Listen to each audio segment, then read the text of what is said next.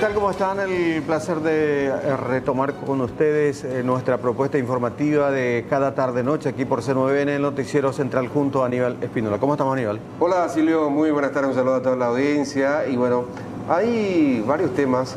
Hace minutos nada más un anuncio hecho desde Salud Pública con relación al día E. Al día E, sí. El sábado próximo, con relación a la vacunación. Se va a intentar que sea masivo a las mujeres embarazadas, vacunación exclusiva, dice nuestro Zócalo. Acercarán a las gestantes hasta los vacunatorios y van a estar trabajando con distintas plataformas. Es así, una iniciativa interesante de hecho, porque estábamos señalando precisamente la escasa concurrencia de las mujeres. Hay 12.000 inscriptas, sí, y 3.000 hasta ahora se vacunaron. Nada más. Nada más.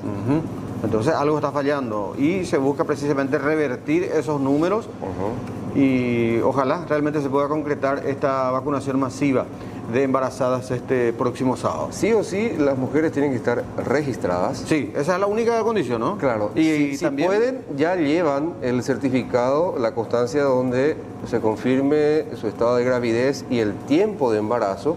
Y si no llevan, cuando lleguen al vacunatorio, habrá un profesional allí médico. se puede generar, digamos, esa. Ahí se va a generar ese constancia. certificado, esa constancia, va a ser suscrita esa constancia por un médico que va a estar ahí. Suponemos que va a auscultar a la mujer, ¿verdad? Para establecer el tiempo de gravidez, no sé. Claro. Pero lo que se sabe es que ahí va a estar un profesional médico. O por lo menos, si no cuenta con esa documentación, llevar los últimos estudios realizados, en fin, algo que aporte también, ¿verdad? Sí, para facilitar también el trabajo de la gente de salud pública. Y hablando de vacunación también, hoy lo anunciado respecto a mañana, el viernes y el domingo inclusive. Sí, mañana ya no importa el número de terminación de la cédula. Lo único que tiene que valer es la inscripción, el registro, sí, en la web. La única condición. La única condición. Entonces, y la persona puede concurrir, de hecho, a cualquier vacunatorio de su preferencia. Estamos hablando de personas que estén en el rango de 55 años de edad o están por cumplir esa edad o más adelante, digamos. Y entonces esta posibilidad de flexibilizar, de liberar, de acelerar un poco más la vacunación. Ojalá que así sea. Sí. Y el viernes se aguarda con ansias, ¿verdad?, el anuncio de la ampliación de la franja de edad para la vacunación. Ojalá. Y yo no sé si volverá a bajar 5 años, cómo va a ser, un par de años nomás, pero dan por hecho que van a bajar. Y vamos a estar muy expectantes. Lo que estaban señalando también los compañeros al cierre del programa anterior, en el sentido de la preocupación existente a nivel de los padres y la ciudadanía, todo, y de las autoridades también respecto a la desaparición de esta niña, Aníbal. Exactamente, es muy llamativo. Aparecen las primeras imágenes. Sí, esta es la zona de Remancito ya, sí, donde la pequeña, eso ya pasando, por supuesto, el peaje, baja de un taxi. O sea, cruzó el puente. Sí, bajó. Sí. Y van a ver ustedes el momento en que cruza la ruta y va a abordar Eran cerca de las 2 de la tarde. Sí. Cerca de las 2 de la tarde. Esto fue ayer. Ayer ella debería haber ido a la escuela. Su primer día presencial en el colegio, en la escuela. Sí. ¿Tiene 10 o 12 años? Algunas publicaciones hablan de 12 años. Yo leí 10. Ya, ella residía con su padre en el asentamiento 3 del barrio San Blas, de Loma Puitán sería, sí, barrio San Blas. Sí. Y la escuela donde debía ir quedaba a 5 cuadras nomás de su domicilio. Ahí está la niña uniformada. Y ahí viene el minibús, la furgoneta. La furgoneta que habitualmente hace traslado de pasajeros y carga hacia la zona fronteriza. Allá le para. Sí. Y se va corriendo la pequeña. Y aborda ella, ¿verdad? Sí, aborda, sí. Aborda. Esa ruta te lleva... Allá se ven los vehículos que vienen de Falcón. O sea, desde la zona de Falcón, ¿verdad? Pero para irte a Falcón ya tenía que hacer ese giro a la izquierda, me parece, allí, o no. O la rotonda está más adelante. No, ese giro donde los vehículos están girando a la izquierda van como para tomar el puente. Ah, ya. Ahora sí entiendo mejor. Ya, correcto. ¿Y qué pasó de esta niña, verdad? Está hecha ¿A quién se fue? ¿Quién la llevó? ¿Quién la está engañando? La fiscal Naumann. Naumann, en la que está. Y Karina Sánchez de la Unidad de Trata de Personas también ya tomó intervención en el tema. Y ya se impartió la orden de búsqueda y localización. Y esto fue 13:20, ¿ya? Sí. Según 13:09 bajó del taxi. Ajá. Y esto fue 13:20. Ya. Qué situación, che. ¿Te acuerdas del caso Mainumbu de Silvia? Sí. 2015. Aquella niña que fue... Una niña de 9, 10 años que fue embarazada por su padrastro o padre. Tuvo repercusión internacional. Sí. Recuerdo que cadenas internacionales trataron el tema porque se conmocionaron al enterarse de que una niña de tan solo 9, 10 años quedó embarazada y que su vida corría peligro. Hubo cantautores de renombre que a través de sus cuentas en las redes sociales, en Twitter en aquel entonces, pedían al Ministerio de Salud Pública que haga algo por salvarle la vida a la nena. ¿Qué pasó? Y se le inició una investigación al fiscal de aquel entonces. Ajá. ¿Y qué hizo ahora el jurado? Archivó la causa. Archivó, o sea que Archivó. no considera pertinente A ver, te encaminar una investigación por presunto mal desempeño. Te digo, por el rechazo. Ajá. Votos divididos en la causa. Por el enjuiciamiento, Sí. la doctora Gladys Vareiro y Manuel de Jesús Ramírez. Por el archivamiento, Jorge Bogarín, quien es el que preside hoy en día, tengo entendido. Sí, el representante de los abogados, Sí. Seifar, Mónica Seifar. representante del Ejecutivo. Después, ¿cómo se llama Blanco? Rodrigo Blanco. Rodrigo Blanco, representante de diputados, recientemente en esa función, digo. Hermelina Alvarenga. Ella es diputada, senadora. Hernán Rivas y Silva Facetti. Fernando Silva Facetti. O sea que Bogarín es vicepresidente, Silva Facetti es presidente. sí, los legisladores, los representantes por el Parlamento, la representante del Ejecutivo y el representante del gremio de abogados. Sí. Y fíjate... ¿Y quién es el fiscal? Ya te digo. Sí, importante saber. Ya te Que digo. tiene- El fiscal es Morínigo. José Morínigo. José Morínigo. Sería interesante remontarnos a ese caso. Mainumbu se le conoció, Iván. Buscamos en el archivo, vamos a encontrar. Pero llama la atención determinación Estoy abriendo el archivo. absolutamente en mayoría. Porque solamente los representantes por la Corte votaron por el enjuiciamiento entonces. El título de una de las publicaciones en medios locales decía: el caso de la niña embarazada de 10 años recorre el mundo. Varios medios internacionales se hicieron eco del caso de la niña paraguaya que resultó embarazada, víctima de un abuso sexual aparentemente por parte del padrastro, Sí, quien lo continúa recordaba. prófugo. Recuerdo ya está detenido el hombre.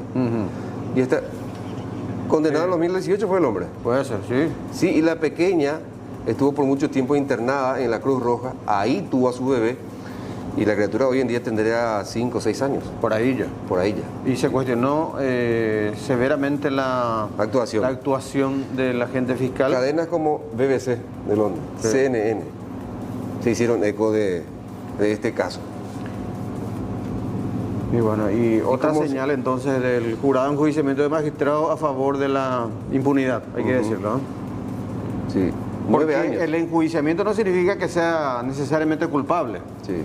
Se abre una causa, una investigación y a partir de allí se arriman los elementos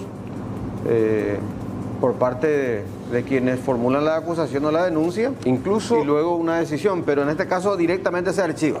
incluso Amnistía Internacional recurrió al gobierno porque hubo un grupo de activistas que solicitó, incluso la propia madre de la pequeña, pidió que se le practicara el aborto. Amnistía Internacional recurrió a Salud Pública para que justamente se produjera el aborto porque la vida de la pequeña corría Estaba en peligro, estaba en serio peligro. riesgo. Sí. Sí, fue de 9 años muy de embarazo corta tenía. edad, Sí, 9 años. Una criatura. Y bueno, qué lamentable la determinación del jurado. En aquel entonces la mamá fue imputada por violación del deber de cuidado. Esa es la causa. Sí. Expediente caratulado Gilberto Benítez Zárate. Ahí está. Gilberto Abuso Benítez sexual. Zárate es el Sí, padrastro. ese es. Esa es la causa. Acá tengo. Y fíjate quiénes votaron por el archivamiento, no pidieron una mayor investigación y... No pidieron luego una investigación, no consideraban pertinente. Mamás, Sí. mujeres que son mamás, y prefirieron nomás archivar el caso contra un fiscal señalado de no haber realizado correctamente la investigación. Y precisamente en redes sociales se amplifica ya esto. Votaron a favor del fiscal para que el caso sea archivado, dijimos ya. Hermenegilda de Ortega. Este tema fue altamente debatido a nivel interno. Sí, incluso la bioética. Sí, archivan caso contra fiscal. Blanquean a fiscal en el jurado. Eso sería mejor. Sí. Blanquear. Bueno, algunos de los temas. Sí, señor. Vamos a los datos del tiempo. ¿Va a llegar o no el frío, Silvio? Porque acá Meteorología nos presentó que llegó un frío polar. Y estamos... Nosotros nos preparamos, Sí. sacamos todo lo que teníamos. Bueno, vamos a actualizar los datos del tiempo. A estas horas 15:02 el cielo permanece nublado. Hoy tuvimos un poquito de sol a la tarde, a eso de las 3 por ejemplo, lindo sol. A estas horas viento sur, ayer teníamos a 22 kilómetros hora, ahora a 20 kilómetros. La velocidad del viento, repito, de dirección sur se percibe, de hecho esto. 70 el porcentaje de la humedad, fíjense la sensación térmica 13.9, la temperatura ambiente 15.2. En horas de la noche, fresco a frío, cielo cubierto, vientos del sur, también horas de la madrugada con una variación de entre 14 y 13 y 13 y 12 grados respectivamente, de acuerdo a la proyección meteorológica. El pronóstico extendido nos presenta que mañana jueves tendremos una mínima de 10 grados y una máxima de solamente 14 grados. Va a ser un día frío, con cielo nublado, con vientos del sur. Precipitaciones leves y dispersas. El día viernes también frío, cielo nublado, vientos del sur, precipitaciones leves y dispersas, 10 de mínima, 14 de máxima. El día sábado mínima de 9 grados, máxima de 16, frío a fresco, cielo mayormente nublado, vientos del sur, precipitaciones inicialmente, luego mejorando. El día domingo ya no se pronostican lluvias, mínima de 8 grados, máxima de 18. Vamos a la tabla de cotizaciones. El dólar en la compra 6.580, la venta 6.680 guaraníes. El euro en la compra 7.800, en la venta 8.300. El peso argentino en la compra 40, la venta 49. El real en la compra 1.120, la venta 1.310.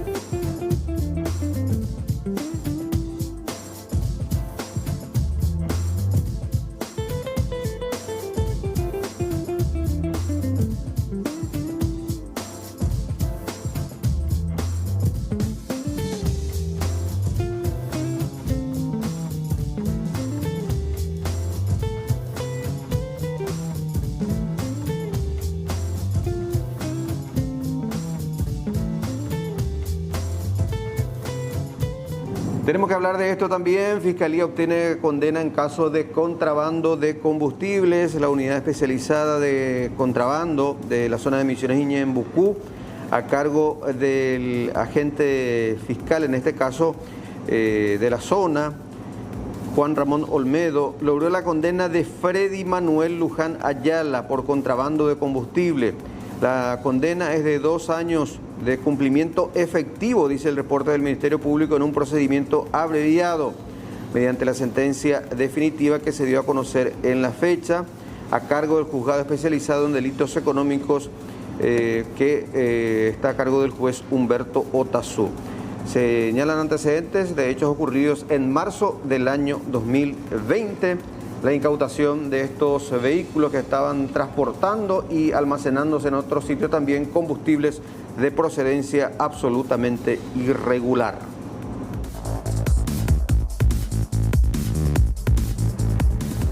Y se abrió un sumario en contra del Sanatorio Samaritano. Esto a raíz de las múltiples denuncias por sobrecostos. La auditoría médica, jurídica y contable realizada por la Superintendencia de Salud al Hospital Privado del Samaritano dejó al descubierto varias irregularidades que eran cometidas en este sitio.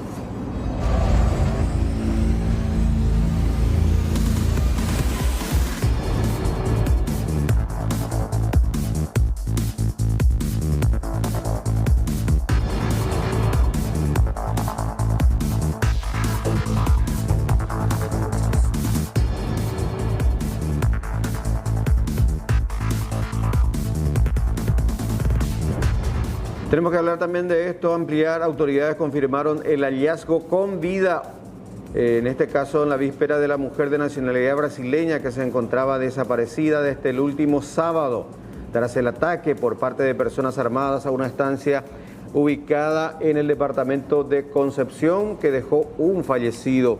La mujer, identificada como Josimier Vieira de Oliveira López, 32 años, llegó hasta la estancia de Chaparral, ubicada a unos 30 kilómetros de la colonia Sargento José Félix López, ex Puenteciño, de donde había desaparecido el sábado.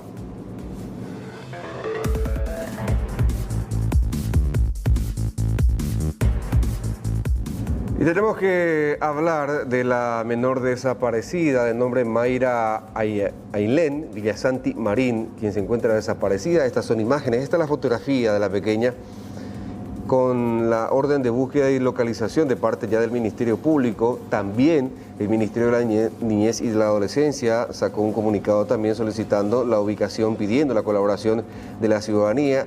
Cualquier dato se comunica al sistema 911 de la Policía Nacional, o si no, recurrir directamente a la comisaría más cercana o sede fiscal.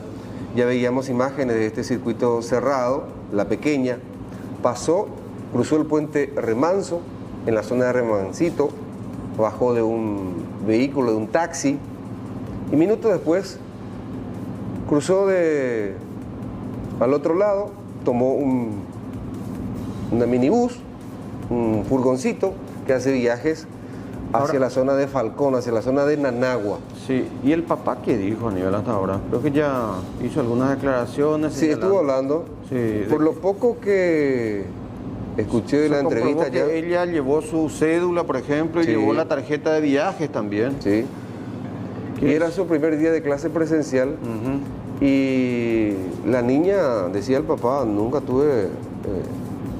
la maltraté, pero siempre en el marco del respeto entre padre e hija y con reglas de conducta, ¿verdad? Ajá. Y el taxista, Pero no, habría que ver habría que ya localizar a ese taxista, por ejemplo. Sí. O sea, se supone que los investigadores ya estarán ubicando a ese taxista. Mínimamente, o si no lo ubican todavía, porque la imagen es un tanto lejana. Sí, pero Y el taxista se ha de tener otra imagen, por ejemplo, en el puente. en el puente, Sí, o en la misma parada de taxi, en el suponemos. peaje, en la parada, determinar de qué parada es, llegar hasta la parada, en fin. Y ya que estamos ante la desaparición de una niña de 10, 12 años, el propio taxista también, con un poco de empatía Sí. con la familia, con el papá, tendría que acercarse a la fiscalía también y decir, mira, esto es lo que pasó, a ver si hubo una conversación entre ellos, Sí. a ver qué le dijo la nena. O quienes ocupaban en ese momento ese minibús, o el conductor también. También, por supuesto. Tienen la dónde obligación de colaborar. Sí, hasta dónde la llevaron, ¿verdad? Sí. Porque es fácil, o sea, uno lo puede, O sea, le puede tenés registrar a dos la nena. tenés dos vehículos claves en que ella abordó. Claro, el un taxi taxi identificado. Y en ese furgoncito. Sí. Y es fácil también de identificar ese Y por lo furgón, que por dónde vemos, opera. no solamente tenía al conductor, sino había más personas en Sí, su sí, interior. Y la niña, si uno ve y si escucha lo que estamos comentando, va a saber de quién estamos hablando, porque la niña es fácilmente identificable porque está plenamente uniformada, está con Sí. el buzo rojo del colegio. Ojalá tengamos pronto noticias y noticias positivas respecto al paradero de esta criatura.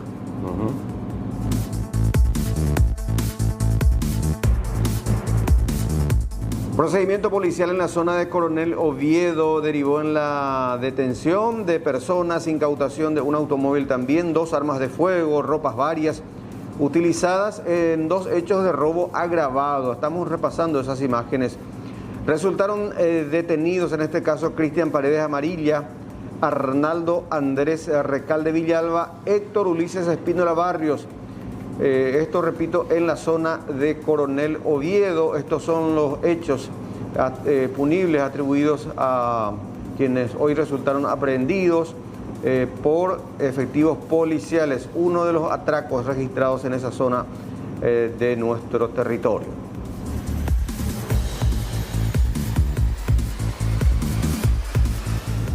En apoyo a las tareas de la Armada Paraguaya, agentes especiales de la SENAD de Ciudad del Este incautaron 3 paquetes que totalizarían unos 22 kilos de cocaína. El hallazgo se produjo en la zona conocida como Puerto Península, a unos 18 kilómetros aguas abajo del destacamento Tres Fronteras.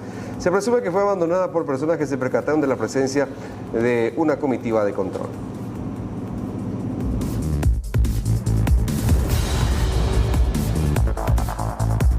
La Secretaría de Emergencia Nacional también está habilitando el Plan Operativo Invierno que busca proteger a personas en situación de calle.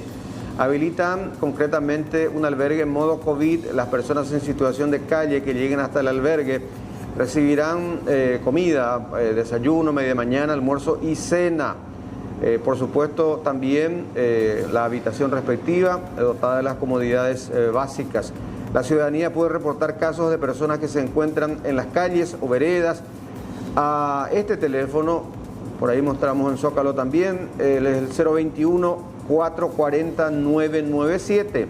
Repito, 021-440-997 o directamente la línea policial 911, el sistema 911, para coordinar también esta posibilidad de asistencia a las personas en situación de calle.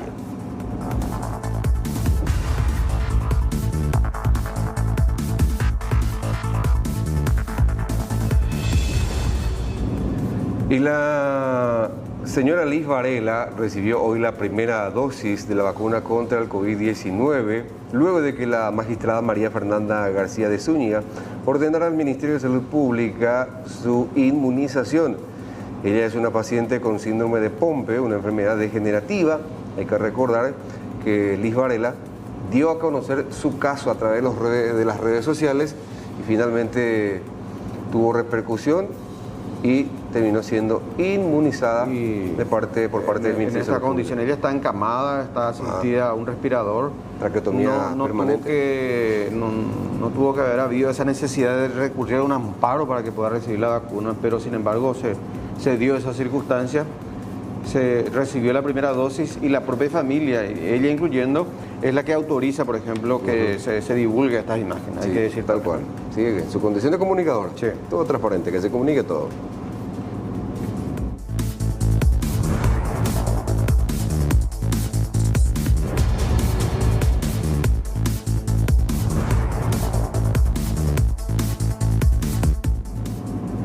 Tenemos que hablar del caso de César Fernando Rodas Galeano, este joven de 28 años, sindicado, imputado por feminicidio, responsable supuestamente, de acuerdo a la Fiscalía, de haber dado muerte a su hermana Analía Rodas. Efectivamente, la jueza de Lambaré, Ana María Esquivel Rojas, decretó la prisión preventiva del fratricida confeso, procesado por feminicidio, reiteramos, a raíz de la muerte de su hermana Analía Montserrat Rodas Galeano, de 34 años de edad. Se dispone entonces, como de hecho correspondía, la prisión preventiva. Se dispone de su reclusión en Tacumbú. Habrá que ver finalmente dónde guarda encierro. Claro, es una formalidad, sí, porque al final de cuentas son las autoridades penitenciarias las que deciden dónde llevar de acuerdo a la disponibilidad de lugares, por supuesto regidos también por la ley penitenciaria. Por de pronto está preso en el puesto policial de la compañía San Jorge de San Antonio, y su ingreso a la cárcel va a depender también del resultado del examen de coronavirus. Hoy el abogado Diego Lanzac hablaba y decía que particularmente él no cree que Fernando Rodas haya actuado solo. Y hay que ver, ojalá que también la Fiscalía prosiga con la indagación, con la investigación y eventualmente pueda determinar la participación o no de otra persona. Antes de presentarles nuevamente nuestros títulos, Silvio. Sí. Dos temas. Carlos Rubén Sánchez, alias Chicharo, Ah, sí, me enteré que se va a ser camillero del Hospital de Traumas durante 50 días. Va a trabajar de 7 a 16, de lunes a domingo en el Hospital del Trauma. ¿Por qué esto? El ex diputado suplente está procesado por lavado de dinero. Ajá. Y como abusó de las chicanas, dirán los abogados, no son chicanas, son recursos que me permite la ley. Se le multó unos 20 millones de guaraníes por el ejercicio abusivo del derecho. Se le abrió un cuadernillo especial. Un cuadernillo. Sí. Un cuadernillo, le aplicaron la multa en primera instancia. Esto fue ratificado en segunda instancia. Entonces, alegó él que no tiene dinero, que la pandemia le golpeó fuertemente. Entonces, se le modificó y durante 50 días va a trabajar en el Hospital del Trauma como camillero. En el área de urgencias, suponemos. Creo que él incluso pidió que cumpla ese trabajo en Santa Rosa. Que es su área. Sí, pero le negaron. Dijeron, no señor, usted va a trabajar, va a cumplir esa responsabilidad aquí en el Hospital del Trauma. Por otro lado. Antes que pase a eso, te comento, por ejemplo, que en varias provincias argentinas leí en estos días que aquellas personas que violaban la cuarentena también establecida. Trabajos comunitarios. También, rápidamente ya a limpiar las calles, recoger basura. Y ese tipo de medidas que hay que ir acentuando por aquí también. Por otro lado, el Banco Nacional de Fomento. Fue sancionado por el BCP. 10.665 millones la multa que le aplica el Banco Central del Paraguay. Ustedes recuerdan que la Superintendencia de Bancos le inició un sumario por supuestas fragilidades de control en el manejo del dinero que depositaba Darío Messer en el Banco Estatal. Darío Messer, en forma personal o a través de sus empresas también habría que ver, pero está ya la decisión adoptada por la banca matriz y representa un 10% de los fondos manejados irregularmente. O sea que los fondos manejados irregularmente se deduce que rondan o superan los 100.000 millones de guaraníes. 1.5 millones de dólares es la multa. Sí. Y ya el Banco Central, no sé Iván si tenemos a mano, ya sacó un comunicado al respecto. Ampliando, ya que estamos explicando los alcances, digamos, de esta determinación adoptada. Escuchaba al presidente del Banco Central, Dalla Fontana, es decir, que van a agotar las vías, van a interponer un recurso de reconsideración. Ahí está en el grupo de noticias. Y de no prosperar ese recurso de reconsideración ante la banca matriz, irían a lo contencioso administrativo, ante el Tribunal de Cuentas. O sea, ahora le dicen, no corresponde, le dice al Banco Central, reconsideración. Sí. ¿Y cuando se...?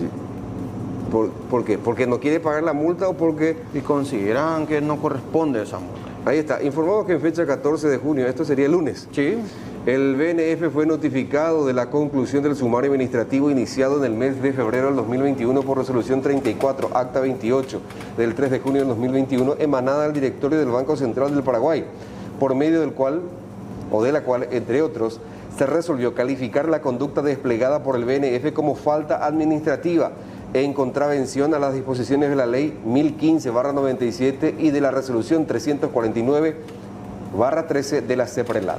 En relación con la conclusión del sumario administrativo abierto en averiguación y esclarecimiento de supuestas infracciones a las reglas de prevención del lavado de activos denunciadas por la Superintendencia de Bancos, el Banco Nacional de Fomento aclara cuánto sigue, dice. Vamos a ver la otra parte. No, porque es medio extensa la nota. A ver, este es el comunicado del Banco de Fomento, ¿no? Del Banco de Fomento, ahí fue la segunda parte. Sí. Bueno, esto es... ¿O pasarlo? En vivo, sí señor. Pero está, digamos... un golpe fuerte para la banca estatal. Claro, una multa considerable. Porque tu banca... La banca matriz te señala de tener fragilidades de control. La banca matriz al banco estatal. Sí. Ahí le dice, en el punto 1, no se encuentra firme, por lo que el BNF, en defensa de sus intereses institucionales, agotará todos los mecanismos legales a su disposición para revertir el resultado de la conclusión del sumario. El banco posee la plena convicción de que los mecanismos de prevención del lavado de dinero que aplica se ajustan a los estándares establecidos en las recomendaciones internacionales y a las disposiciones legales y reglamentarias lo cual será expuesto en las instancias administrativas y jurisdiccionales competentes. La información que integra el objeto del proceso sumarial está bajo el secreto bancario, así como el deber de confidencialidad establecido por la Ley 1015 y sus modificaciones. Revelar cualquier detalle implicaría la comisión no solo de infracciones administrativas a título personal de quien lo realice, sino incluso la conducta se subsumiría en los delitos contemplados en los artículos 147 y 148 del Código Penal. No quiere que se diga en qué falló el banco. Ni en qué caso siquiera, Ni en porque qué caso. no se menciona ahí. Pero ya se... En el caso Mese. Ya trascendió eso. Sí. Así es. Ahora sí, vamos a los títulos. Sí, señor. Vacunación exclusiva para embarazadas. Varias organizaciones realizarán apoyo logístico, apoyando la inmunización masiva para las personas que aún no lo hicieron dentro de la franja etaria requerida. También brindarán servicios de movilidad para mujeres embarazadas que deseen vacunarse.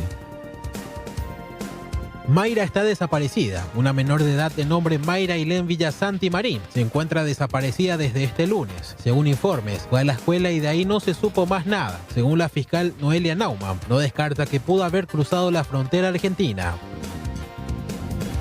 Condena por contrabando de combustible. La Fiscalía condenó por 2 años a Freddy Manuel Luján Ayala en el caso del contrabando de combustible, tras unos allanamientos realizados en Pilar, donde la policía incautó un camión de gran porte que contenía 10.061 litros de gasoil, una expendedora de combustible y otras evidencias halladas en una propiedad particular.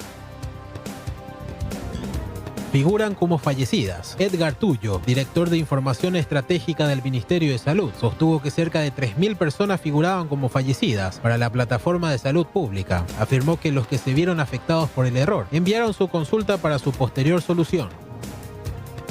El récord de casos en Reino Unido. El Ministerio de Sanidad británico notificó este miércoles más de 9.000 casos nuevos de coronavirus, un balance diario que Reino Unido no alcanzaba desde el mes de febrero y que pone en guardia a unas autoridades que ya retrasaron la desescalada prevista de cara al verano. El fin de una era. Después de muchas idas y vueltas, Sergio Ramos pondrá punto final a su estadía en Real Madrid. El mítico defensor que hizo historia con la camiseta merengue dirá adiós mañana en una conferencia de prensa anunciada por la institución, que contará con la presencia del presidente Florentino Pérez.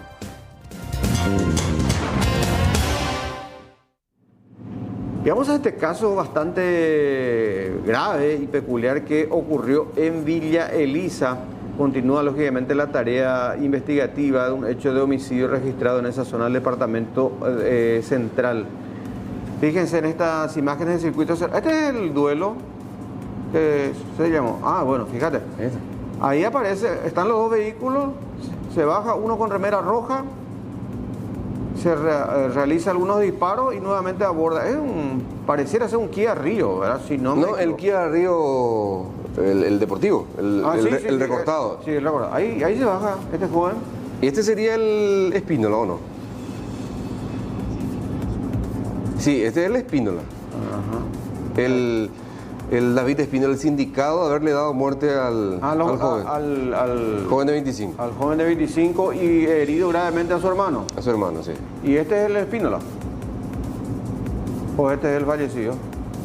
Bueno, vamos a ir aclarando un poquito, pero lo cierto y lo concreto es que aparecen estas imágenes. El herido. Sí. Y agentes de homicidios de la Policía Nacional están en plena tarea investigativa. Y al parecer la cuestión de fondo no tiene nada que ver con la mujer. Sino con otro tipo de hechos. ¿En serio? Es lo que se maneja también. Fíjate, esa otra toma también. En este vehículo suponemos que se movilizaban los hermanos, ¿verdad?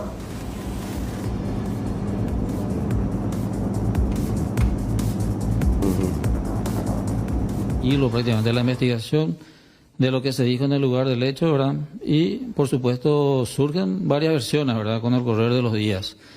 De hecho hay una persona identificada, ¿verdad? Que creemos sería el autor, según manifestaciones de los testigos en el lugar.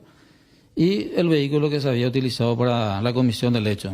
Hablamos de Óscar David Estigarribia. Sí, una persona que lleva el nombre de David Estigarribia Y estamos siguiendo el hilo de esa investigación, tratando de llegar a él. Se habla de un supuesto conflicto pasional, pero existen también versiones de una guerra entre vendedoras de droga de la zona. Y la verdad que siempre surgen varios comentarios, ¿verdad?, en relación a un hecho como esto, ¿verdad? Y lo nuestro es tratar de analizar, ¿verdad?, y sacar una conclusión de lo que se dice y llegar a buen puerto, ¿verdad?, en relación a esta investigación, porque es un hecho grave. De hecho, escuchamos muchas versiones, tanto en el lugar del hecho, siguiendo la investigación siempre recibimos informaciones, versiones. Y los celulares de los hermanos Estigarribia, ¿se encontró? ¿Cómo es que se sabe que ellos se citaron ahí supuestamente vía WhatsApp? Y esa es una versión que manifestó una una novia, ¿verdad?, la novia del fallecido, de que se habrían citado. Es lo que escuchamos también. En el momento del hecho, por supuesto, surgen, como le dije en el lugar, varias versiones que nosotros tratamos de indagar. Creemos que así fue porque a la vuelta de la casa, contigua a la esquina, ¿verdad?, fue el encuentro. Y según lo que manifestaron, estos hermanos se bajaron y se produjo una gresca entre el supuesto autor de los disparos y estos jóvenes. Y es allí que esta persona, el supuesto autor, extrae un arma del vehículo y empieza a realizar los disparos. Varias imágenes que van a servir bastante a los investigadores. Sí. Y bueno, vamos a repasar un poquito la identidad de los involucrados, por lo menos. La víctima, la persona herida, el joven herido, continúa hospitalizado, el joven en el hospital del trauma, por ejemplo, ¿verdad? Está grave. Está delicado. Está delicado. Esto ocurría en el barrio Villa Bonita de Villa Elisa. Hay una imagen donde se ve también que hubo una pelea inclusive, y van entrando en ese periodo donde estuvo la compañera Alejandra el día del hecho, donde está ese portón metálico. Ahí está. Ahí van a bajar de esos vehículos, que serían los hermanos ocupantes. Después aparece el otro joven también, que termina precisamente acabando con la vida de uno de los involucrados e hiriendo gravemente a su hermano. Se cree también que el otro partícipe, digamos, igualmente habría resultado herido. Sí, aparentemente a la altura del brazo. Sí, pero logró abordar un automóvil y huir del lugar, pero ya está identificado y es buscado por los agentes de homicidios de investigación. Ese es el portón, que estaba entreabierto el portón, que se ve ahí medio oscurito, y ahí van a ver las imágenes de esa riña que se produce allí. Fíjate hermano, la pelea, y van entrando al patio ajeno. Al patio ajeno, y allí se producen los disparos, incluso después. Son imágenes bastante reveladoras.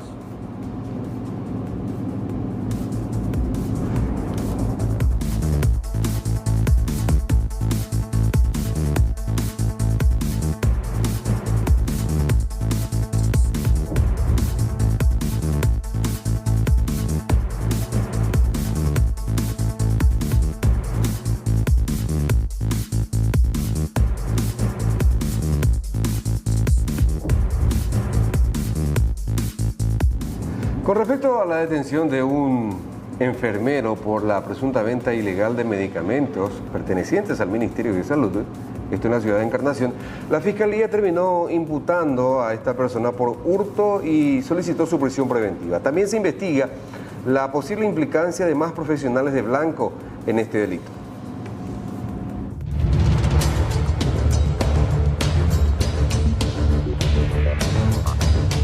Con relación a la detención de un enfermero y un delivery por la venta ilegal de medicamentos, el Ministerio Público imputó al enfermero Juan Salazar por hurto y la venta de estos medicamentos del Ministerio de Salud Pública y pidió su prisión preventiva en el penal de Itapúa.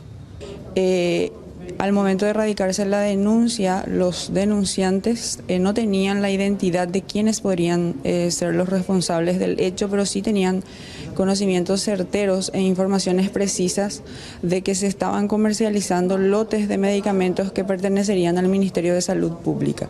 En ese sentido, el Ministerio Público ha realizado varias diligencias como actos propios de la investigación fiscal con la ayuda operativa de los agentes de la División de Investigación de Delitos. Se procedió en el mismo día de la denuncia a la aprehensión de una persona que en ese entonces fungía de delivery. En poder del mismo fue incautado varios lotes de medicamentos que presumiblemente esos medicamentos se estarían utilizando con personas internadas por COVID-19. A partir de la aprehensión de esta persona, que hasta ese entonces se tenía la información que fungía de delivery, o sea que sería otra persona el responsable de la sustracción de esos medicamentos, y todo con seguimiento de la Policía Nacional se llegó a determinar la identidad de la persona quien podría ser el responsable de la sustracción de esos lotes de medicamentos, que en este caso sería un enfermero que presta servicio, cumple funciones, en el Hospital Distrital de Fran, como así también en el Hospital Regional de esta ciudad. Un enfermero, un licenciado en enfermería llamado Juan Manuel Salazar, que también en esa misma fecha el Ministerio Público procedió a solicitar mandamiento de allanamiento en el domicilio particular de él, específicamente en un inquilinato donde él residía con su pareja. La jueza penal interviniente autorizó al Ministerio Público a ingresar en un horario inhábil. Se ejecutó el allanamiento a las 0:19 horas específicamente, y también de ese lugar se procedió a incautar varios medicamentos que tenían la inscripción de uso exclusivo del Ministerio de Salud Pública. Por otro lado, el delivery, que también fue detenido, fue imputado por reducción y fue beneficiado con medidas alternativas a la prisión. La Fiscalía investiga la implicancia de otras personas en este esquema de hurto y venta de medicamentos de manera totalmente ilegal.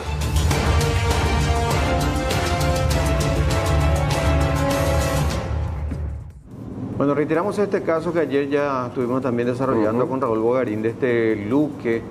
Estábamos mostrando, de hecho, imagen de otro asalto que también correspondía a un surtidor. Este es el hecho que le atribuyen a este joven detenido el pasado viernes en un allanamiento en el cuarto barrio de Luque. Sí. Cuya esposa, cuya madre y cuyo abogado salieron a hablar ayer. Efectivamente, y mostrando también otras imágenes que precisamente presentan al hombre en otras actividades el día del atraco y supuestamente en horario similar al momento del hecho. Ricardo Gabriel Aranda. Sí. Estas son las evidencias. Así mismo, las evidencias presentadas ya el viernes por la policía. Repasamos nuevamente el hecho.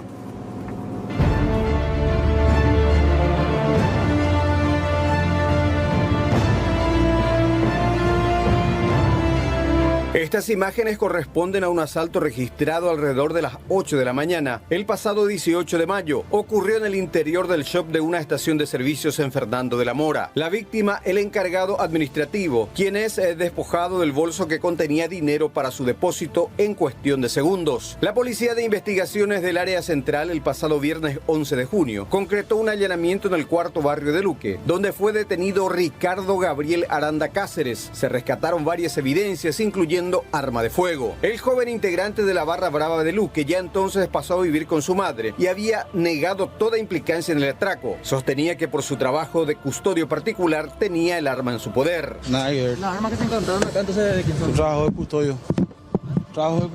Sin embargo, el jefe de investigaciones de Central aseguraba que Ricardo Aranda fue el asaltante de la estación de servicios y que el arma incautada será peritada. El tema de las armas, acá a 2 puntos es importante analizar. A través de los números que tienen, su procedencia y qué hechos les relacionan. Y también a través de los disparos, a través del sistema IBIS, el banco de datos, a ver a qué hechos les relaciona efectivamente con la prueba científica. Ver las características físicas, la forma, el arma, las prendas. Y hay un punto muy llamativo en el horario que ingresó. Por eso es que vamos a apuntar a los trabajos técnicos de los teléfonos celulares para ver quién es el cómplice dentro de la estación de servicio. La familia del detenido a su vez presentó una serie de imágenes de circuito cerrado que muestran al hombre esa fecha, 18 de mayo, realizando otras actividades familiares y personales. Aclararon que la hora del registro de las cámaras no era la real. Cuando eso, el joven vivía con su familia en un edificio de departamentos en Luque. La esposa asegura que su marido la acompañó casi a la misma hora del atraco junto a su hijo menor al trabajo. Él estaba conmigo ese día, él se fue a llevarme, como pueden ver en el video, en el circuito de donde vivíamos nosotros, que estábamos saliendo 8 menos 10 del edificio, me dejó... De la mañana. Me dejó a mi trabajo, pueden ver que salimos con mi hijo, él y yo, ¿verdad? Y pueden ver también el horario, ¿verdad? Y nada, después se fue, o sea, él estaba también con nosotros ese día y tipo las 8 menos 10, o sea, 8:20 por ahí, él vuelve otra vez al edificio. También tenemos todo registrado en la cámara y nada, tenemos todo para demostrar, para que se haga justicia realmente. También se observa a Ricardo Aranda llegando esa mañana al gimnasio.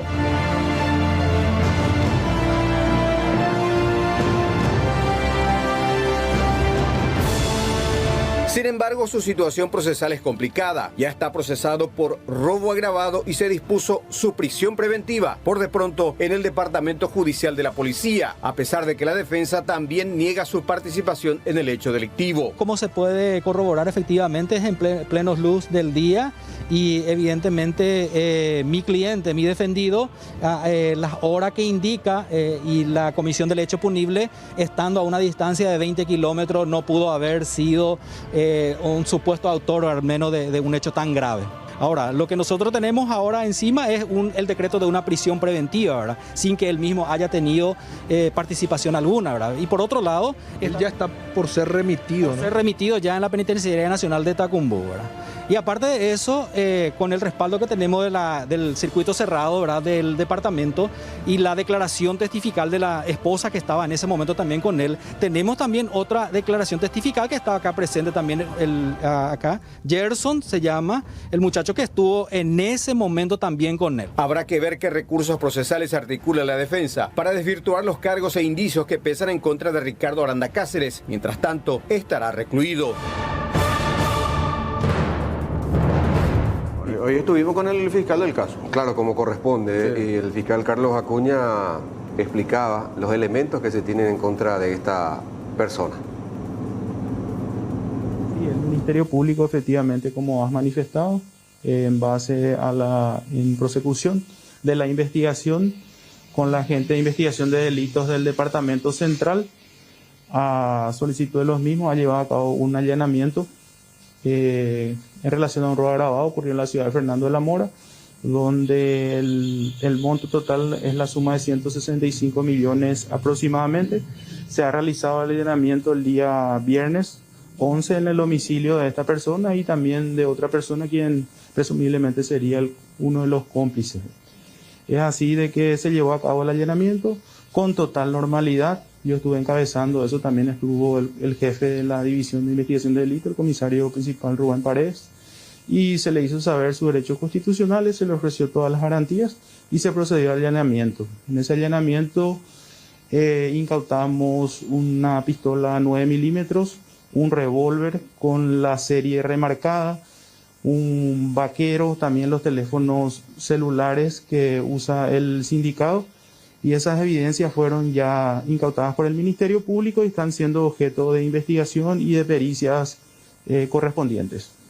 Ahora, estas armas de fuego, también las prendas de vestir, calzados, incluso que me decía también fiscal que en el otro allanamiento fueron incautados, ¿tendrían similitud al menos con las que se ven en el circuito cerrado? Sí, así mismo. Esos videos que fueron exhibidos ayer no son lo que están en la carpeta fiscal específicamente. Nosotros tenemos totalmente otros circuitos cerrados, tenemos un CD, tenemos un pendrive, y eso también va a ser enviado a la oficina de acústica del Ministerio Público para una ampliación y mejoramiento de imagen.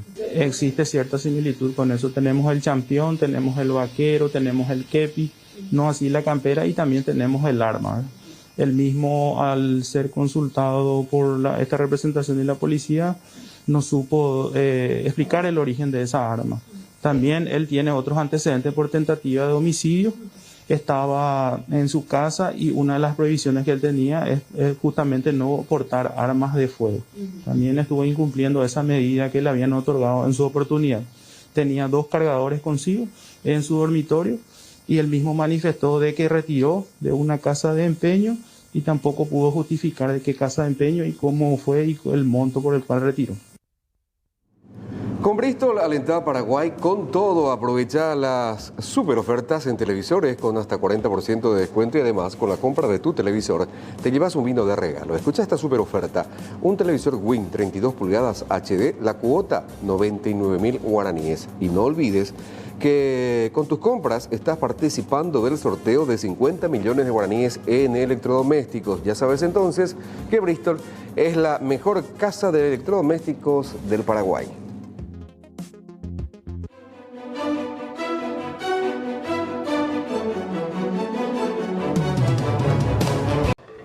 Bueno, hablamos de este caso bastante singular también. El director general de Información Estratégica del Ministerio de Salud, Edgar Tulio, se refirió a las varias denuncias de personas que intentaron, por ejemplo, inscribirse en la plataforma Vacunate. 3.000 más o menos. Sí, pero recibieron el aviso, el reporte allí en el sistema que figuraban como personas fallecidas.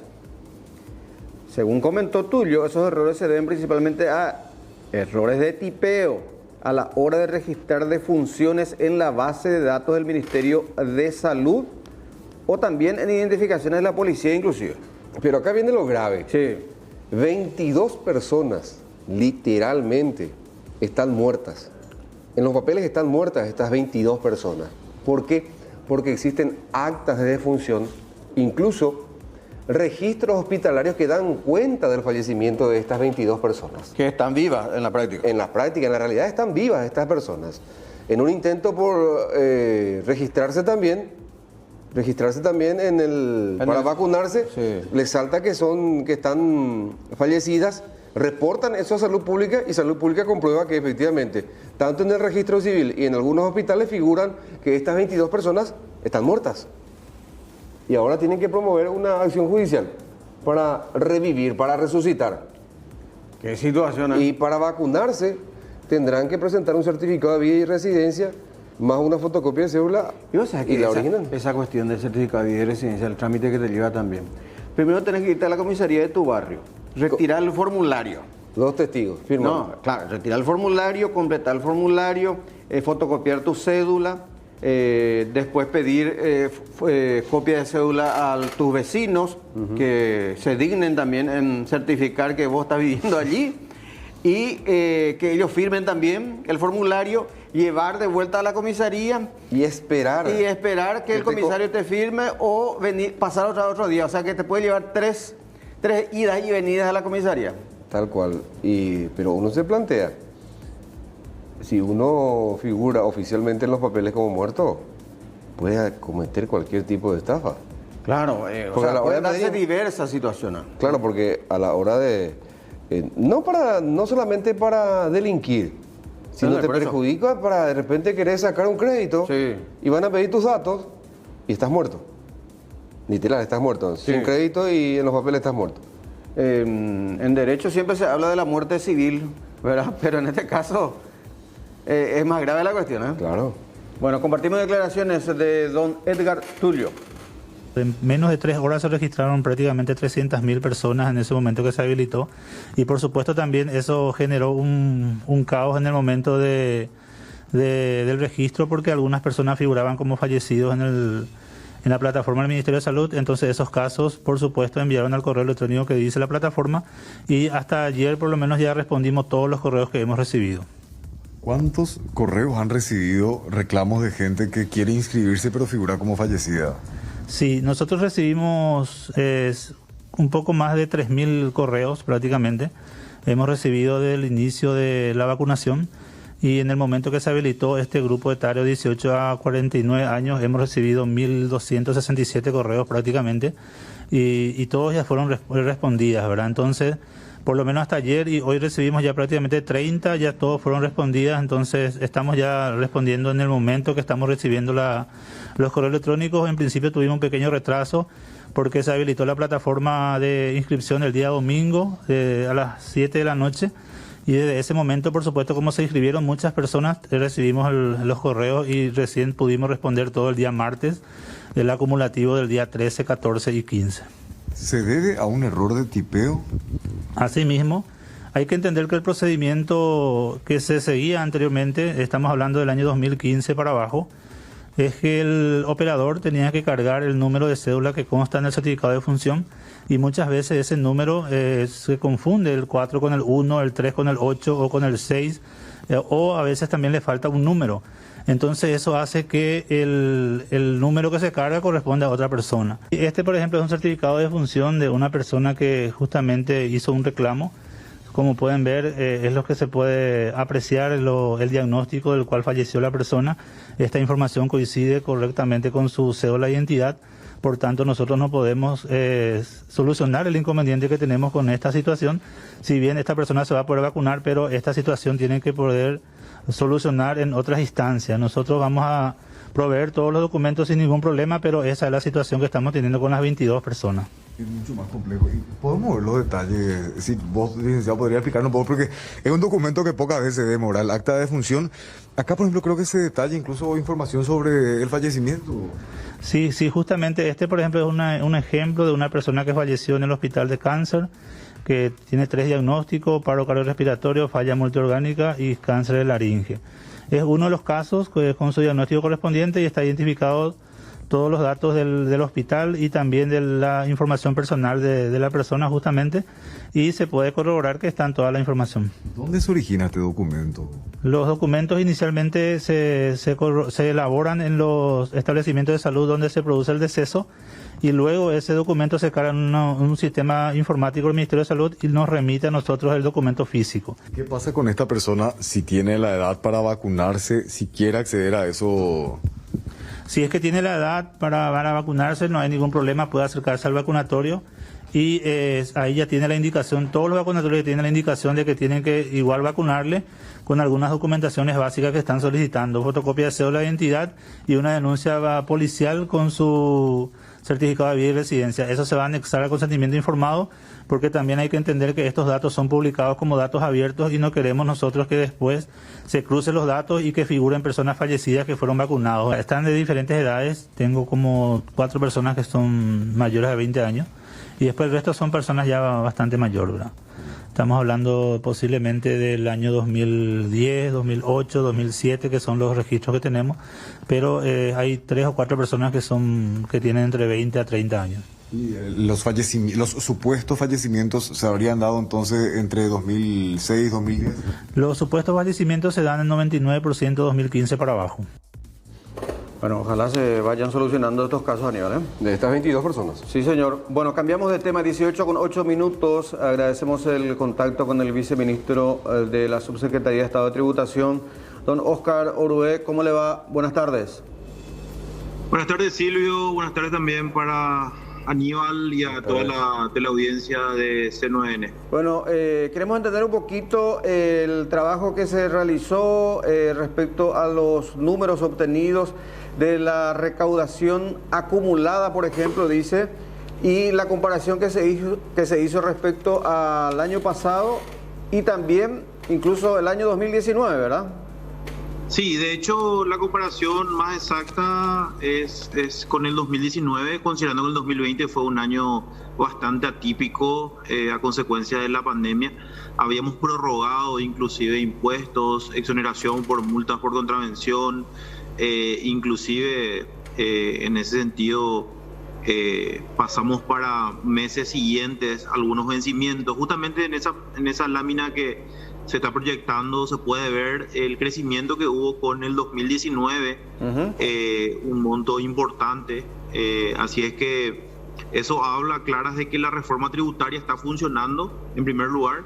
En segundo lugar, también un nivel de formalización mayor Y en tercer lugar, también los niveles de control que está haciendo la administración tributaria para tener estos números, ¿verdad? Justamente la diferencia radica principalmente en la situación del 2020, pero vemos algo no menor, es que el IVA, el porcentaje del IVA está disminuyendo, ¿verdad? Entonces eso ayuda a la parte del impuesto directo.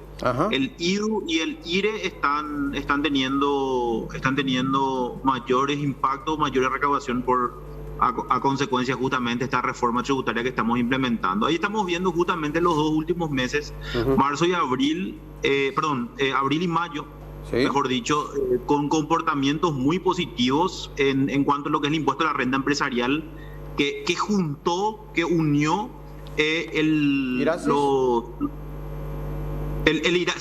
Irasis con Iragro hoy se juntó y se convirtió en el IRE, el impuesto a la renta empresarial.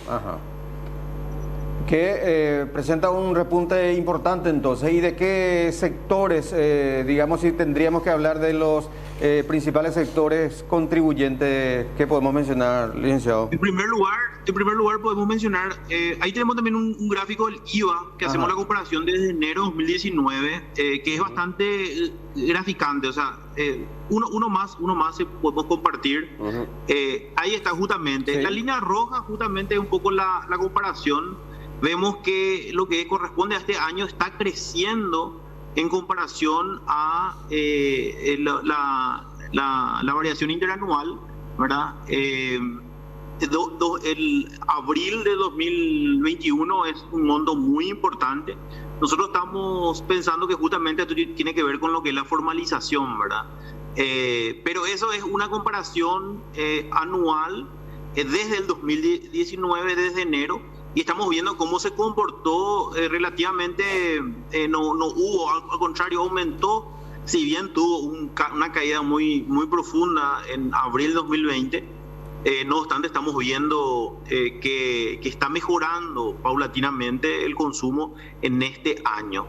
Y los sectores, ya haciendo la comparación, el sector de comercio está creciendo, en segundo lugar está el sector de agricultura, y en segundo lugar, y en tercer lugar está lo que es básicamente, hay una lámina ahí que podemos ver justamente. Sí, ahí estamos proyectando ya. Sí, ahí podemos ver justamente los servicios en tercer lugar, y en cuarto lugar está la intermediación financiera. Esos son los sectores, y como ustedes ven ahí al final en rojo está lo que es hotelería, ¿verdad? El sector de gastronomía y restaurantes también siguen teniendo inconvenientes lastimosamente, pero en términos de sectores estamos viendo que el sector comercio y agricultura están en primero y segundo lugar. Eso nos pone muy contentos porque la economía, si bien la pandemia tuvo un efecto devastador en muchos países, en nuestro país tuvimos el menor impacto negativo. Paraguay solo decreció 0,6% en el 2020 y estimamos este 2021 cerrar con un aumento del producto del 3,5%. Lógicamente, si esto va mejorando, podríamos tener un mayor porcentaje, pero en principio estamos hablando del 3,5% del crecimiento del Producto Interno Bruto. Justamente le íbamos a consultar qué se proyecta para este segundo semestre. Bien, todo va a depender de la situación epidemiológica y va a depender también de cómo eso afecta a la economía, ¿verdad? Nosotros pensábamos cuando inició todo esto que la economía estaba separada de la salud, y hoy nos damos cuenta de que no importa si uno abra o cierre o abre los negocios, igual tiene un impacto en el consumo, igual tiene una situación, si el nivel de contagio está alto, siempre va a haber inconvenientes desde el punto de vista económico. No podemos separar la economía de la cuestión sanitaria, y bueno, ahí tenemos países como Brasil que no hicieron suspensiones e independientemente tuvieron problemas de cierre de muchísimos negocios, ¿verdad? Así es que creemos que estamos paliando la situación, una mitigación del impacto negativo, de la situación económica. Y bueno, desde el punto de vista recaudatorio, la recaudación es uno de los primeros indicadores de la economía, ¿verdad? Hay que también tener en cuenta que seguimos siendo un país altamente informal. Creo que ese también es el desafío que tenemos como gobierno, de lograr mayor formalización. Ahora, en cuanto al impuesto a la renta personal, ¿cómo se está, viceministro? Bueno, el impuesto a la renta personal es un impuesto que tuvo una variable, un cambio, donde se separaron las rentas, servicios personales con lo que son rentas de capital. Está siendo más eficiente desde el punto de vista recaudatorio. Se limitaron algunas deducciones y bueno, vimos este año también un crecimiento con relación a lo que es el impuesto a la renta personal.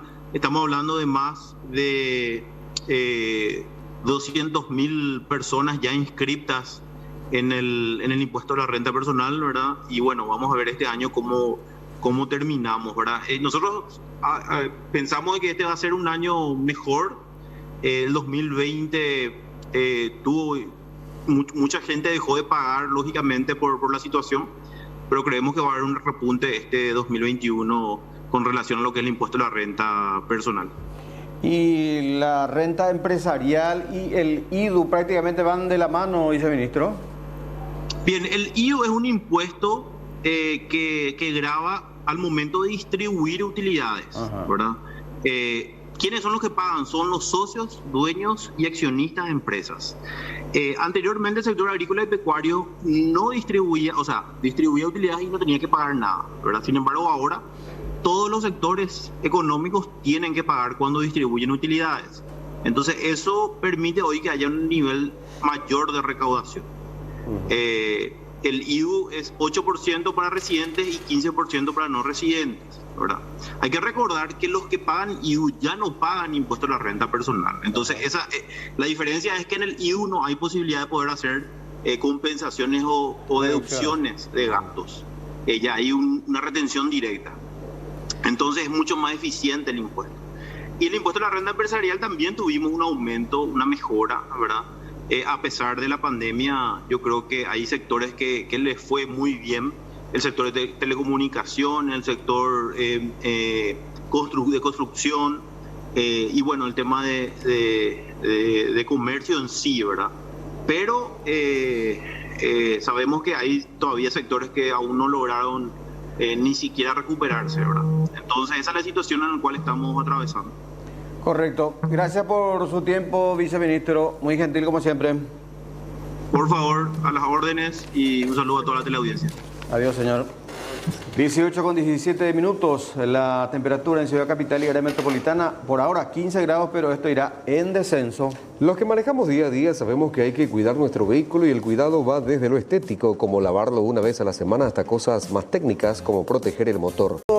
Accionar de motobandis, esta vez en la zona este del país. Hay imágenes de circuito cerrado, precisamente que ya proyectamos y que muestran a un joven estudiante caminando tranquilamente sobre la acera de esta calle y aparecen allí los delincuentes. Cuando no, se baja el acompañante, le apunta con un arma de fuego al joven, quien es arrebatado en cuestión de segundos de su aparato celular y queda absolutamente choqueado e impotente.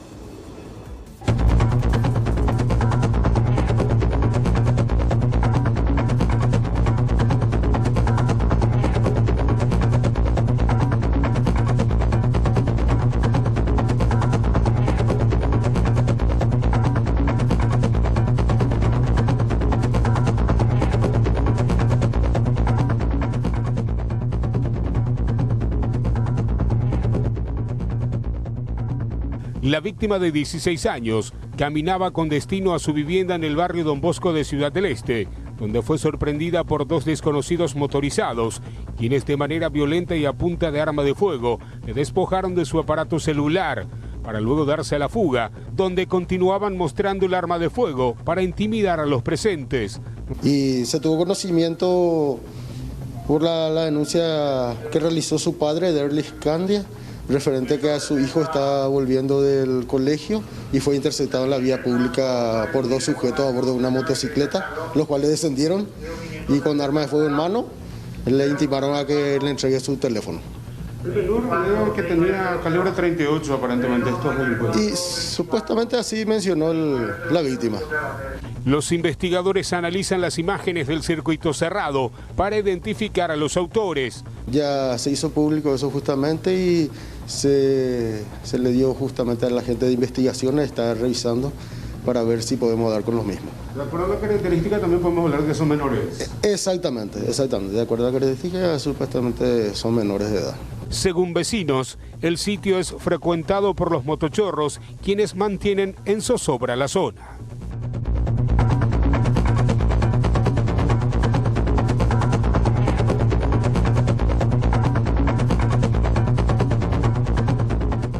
En el barrio Santa Ana de Asunción fue detenido un joven de 20 años, sindicado de haber asaltado a un conductor de la aplicación Bolt. El joven tenía un cómplice que terminó huyendo, pero del poder del detenido se incautó un puñal de aproximadamente 43 centímetros.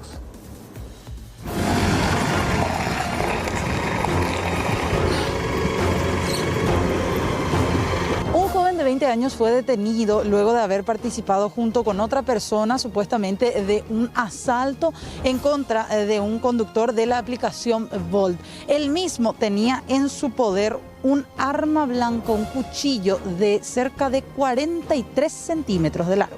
Bueno, personal de esta comisaría están realizando patrulla por las avenidas, por la calle Antequera, y en un momento dado se le acercó a las víctimas, le manifestó lo acontecido, entonces le indicaron hacia qué dirección se dirigían los sujetos y realizaron su patrulla en esa zona y visualizaban los dos sujetos. Y pudo lograr la aprehensión de uno, el otro huyó, ingresó en una zanja y se dio a la fuga. ¿Ya qué barrio sería eso? El barrio Santa Ana. Ambos sujetos están a pie. Y como conocido de la zona, hay varios pasillos, era donde ingresaron y se escaparon. Cada hecho acontecido realizan pedido por vía plataforma de aplicaciones y llegaron hasta ese lugar y le apretaron a las víctimas. La víctima estaba solo. Y no tenía dinero, o sea, no le llevaron dinero en efectivo. Según manifestación también tenían dinero, pero de poca suma de dinero. ¿El nombre del detenido tendríamos? Se trata de Mauro Daniel Caballero Pereira, 20 años de edad, domiciliado en 39 Proyectada y Antequera. ¿Él no tiene antecedentes? Sin antecedentes este sujeto. Tenemos ya prácticamente el 9º detenido aprehendido, ya caso de Bolt. Tenemos varios casos ya también con orden de captura, estamos trabajando con la gente de Ministerio Público. Se presume, ¿verdad?, que tenemos cabecillas, o sea, que tienen una cabecilla de esta gente que le proveen armas, inclusive armas de fuego, armas blancas para que puedan consumar el hecho. O sea, estarían trabajando como todo un equipo comando, no como delincuentes independientes. Y según las informaciones que estamos teniendo, están trabajando así. Porque cualquier cantidad de detenidos ya tenemos en esa zona, inclusive recuperación de armas de fuego, armas blancas y las evidencias que fueron robados en el momento. Ahora los agentes de la comisaría 21 se centran en encontrar al cómplice que se dio a la fuga en las inmediaciones del barrio Santa Ana, pero mucha atención porque ellos no estarían trabajando solos, están tras las pistas de lo que sería toda una verdadera empresa delincuencial que se dedica a este tipo de robos en contra de conductores de aplicaciones. De este operativo denominado YTPK en el este del país, este esquema de extorsión que también tiene como presuntos involucrados incluso agentes penitenciarios, reclusos y otras personas particulares. Lo último, Aníbal, televidentes, es que la fiscal Azunilda Ocampos ya formuló la imputación contra estas personas. 9 en total. Sí, quienes habían exigido en principio $100.000 para no atentar contra la vida de un colono brasileño. ¿Quiénes son los imputados? Sí. Los presidiarios Ángel Gabriel Colmán, Edgar Ferreira Vera y Marcio Cuadra Caetano, además de Jonás de Amaral Ventos, quien era el capataz de la víctima. Sí, efectivamente. Y Ángel Gabriel Colmán, decía, Edgar Ferreira Vera y Marcio Cuadra Caetano, además del capataz, y los guardiacárceles Freddy Antonio González y Adolfo Paredes, al igual que 3 mujeres. Sí. Gloria Estela Cantero, Lisa Graciela Gutiérrez y Emilce Alarcón. Cargos por coacción grave, extorsión agravada y asociación criminal. Y para contextualizar, según los datos, el 10 de mayo de este año el colono brasileño comenzó a recibir mensajes y audios extorsivos vía WhatsApp. Apenas recibió una llamada de un hombre quien amenazó con secuestrar o matar a su hijo si no accedía a girar a varios números telefónicos el equivalente a $10.000. Y se encontró en una farmacia intervenida precisamente parte de lo que habría sido producto, digamos, de la recaudación extorsiva, y no se descarta que hayan existido otras víctimas. Sí. Este era el procedimiento que se desarrollaba precisamente en la víspera de la incautación de todas estas evidencias por parte de la Fiscalía Antisecuestros y la Policía Especializada también. Tenemos que ir a la pausa, Sí, 18 señor. por 41 minutos. 15 grados todavía la temperatura, va a ir cayendo.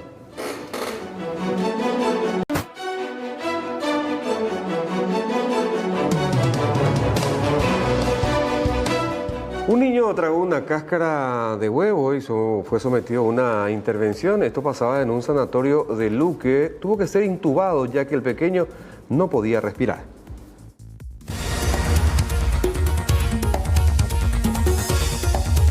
El primer síntoma que presentó el pequeño fue de una tos persistente, por lo que la madre decidió trasladarlo hasta el hospital de la ciudad de Areguá, donde el médico le recetó un jarabe para la tos. Pero como esta no cesaba y también ya presentaba dificultad para respirar, la mujer optó por llevarlo hasta el Hospital Regional de Luque, donde recibió los primeros auxilios, hasta que debió ser internado en un sanatorio privado que contaba con unidad de terapia intensiva pediátrica y donde fue intubado.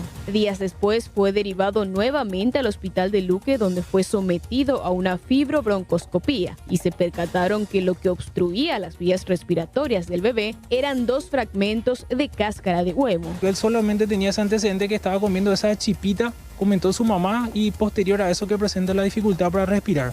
Y como persistía esas secreciones, esa tos, esos accesos de tos, se presenta el caso a un equipo multidisciplinario, ¿verdad?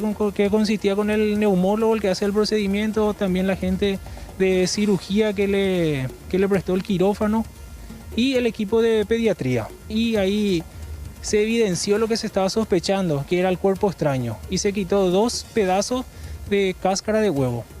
El calibre de las vías aéreas en los niños, ¿verdad? Es muy pequeño, y cualquier cuerpo extraño, algo, por decirte así, la bronquiolitis ahora está en auge, ¿verdad? Un moco le puede taponar esa vía aérea y producir esa insuficiencia respiratoria. ¿Es la primera vez que se realiza este tipo de procedimiento? En pediatría sí, O sea, es un precedente, era para otros casos. La primera vez que se realiza. Pero cabe destacar también que en este hospital se están resolviendo pacientes muy complejos. Y no solamente quirúrgicos, sino también pacientes infecciosos. Y también tuvimos varios pacientes neuroquirúrgicos que se pudieron resolver ahora en este hospital. Y cuando un niño, cuando sienten que respira mal o respira raro, para que nos entendamos, tratar de acudir lo antes posible a un servicio de urgencias, ¿verdad? Los hospitales de cabecera, como el Hospital de Luque o el Hospital Inerán o el Centro de Emergencias Médicas, Hospital de Clínica, cualquiera lo que le quede más cercano, porque en realidad puede comprometer la vida de los niños, y es difícil muchas veces, porque nuestros niños sanos son muy cabezudos, ¿verdad? Entonces cualquier cosa tienden a meter en la boca y ahí puede haber un problemita. Y para la gente de Luque y alrededores, saber que podemos contar con un servicio de pediatría y también de neumología, que podemos ayudar en eso. Horas después del procedimiento médico, el niño fue evaluado y debido a su favorable evolución fue dado de alta el mismo día. Según los especialistas, este tipo de situaciones representan un alto grado de peligrosidad en los menores, cuyas vías respiratorias pueden ser obstruidas fácilmente, por lo que recomiendan acudir inmediatamente a un centro asistencial en caso de presentarse un problema como este. En el hospital de la ciudad de Luque es la primera vez que se realiza una fibrobroncoscopía, lo que representa un precedente exitoso para el plantel médico.